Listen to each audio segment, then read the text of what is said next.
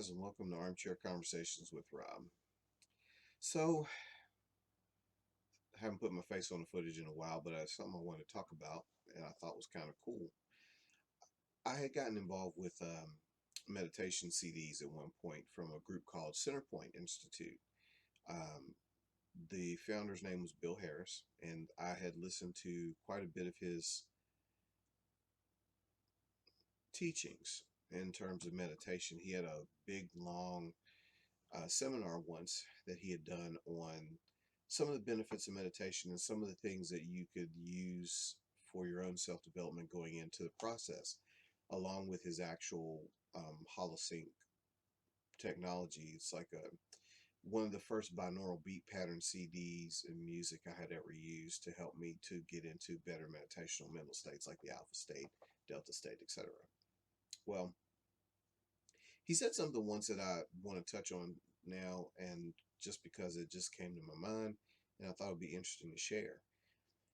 He was talking about bad habits and about things that you do that are not always kosher. And he was saying that you can't do them consciously. And I was like, what? He was saying that basically you can't do any of your bad habits that you're trying to get rid of consciously, because if you do, they'll fall away. So, like, for example, he talked about smoking. He's like,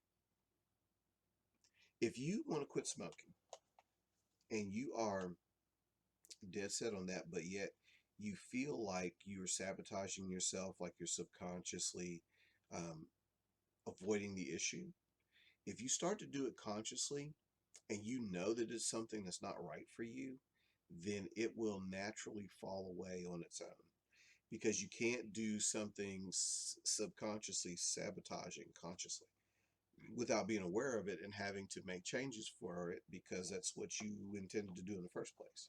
So let's talk about that. I think it's an interesting idea. It's a little off left field, a little bit out of the box, but I think it would be interesting to try for a lot of us. So let's use smoking, for example, because I don't do a lot of it, but I like the occasional cigar. I think it's a good thing. But I do it consciously. Like, I don't do it to sabotage myself or cause myself any issues with my health.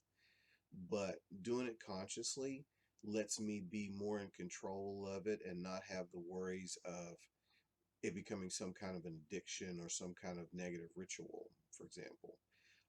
Let's say if you're a person who drinks to excess, you know, there is no reason why you couldn't try to do that consciously, so that you would notice yourself purposely drinking yourself to drunkenness. And if it's not something that you want, by observing it consciously, there's probably less likelihood that you're going to do it, because at some point you're either going to have to accept the fact that this is what you do and continue to do it, but still know in the back of your head that you're doing it on purpose, or you'll use your personal guilt trips, for lack of a better term, or things that are going to help you to put stops in place to stop it. But you can't do it consciously. You can't you can't not hurt yourself unconsciously. You have to do it consciously.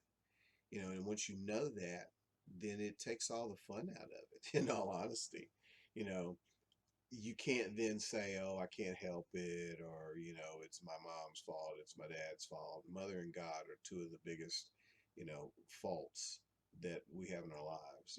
Or so and so made me do it, or my job, because you're consciously doing something negative for you. So you can't do it and then act like you didn't know. You can't do it and then blame it on somebody else. So I guess try it like this. Next time you catch yourself doing something you don't want to do, or that you know that you shouldn't do, it's a bad habit, like eating too much cake, or um, eating the wrong thing, drinking the wrong thing. We won't lump drugs in that category because they're so addictive and such a strong pull that this might not be as easy for that, but it would be easier for some of the minor negativities, like smoking, possibly drinking to excess, unless you're an alcoholic who just is for it. Okay. So you look at yourself and you say, well, I'm drinking. Well, what is the goal of this drinking? Does it make me feel good? So am I purposely going to get drunk? Am I drinking to get drunk? It's one of the things I said I didn't want to do. It's a bad habit. So am I going to do this on purpose now that I know that I'm doing it? And sometimes, like I say, the mental aspect of that will cause you to stop.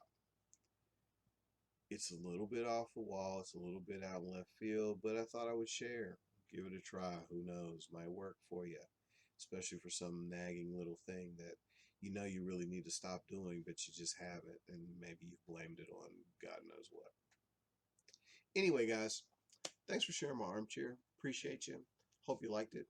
If you like it, didn't like it, send me some feedback, send me some comments, and hit that notification bell if you want to get notified every time I get on here and rant about something. In the meantime, you are appreciated, and so send me some feedback, some comments, and if you like it, subscribe. If you don't, search engines are out there. You'll find what you need. Down there in the description box below, there's probably some links to some websites and other things that are affiliated with me or things that I liked or whatever to share with you. So enjoy. And so I hope you have a blessed day, great day, whenever and wherever you are.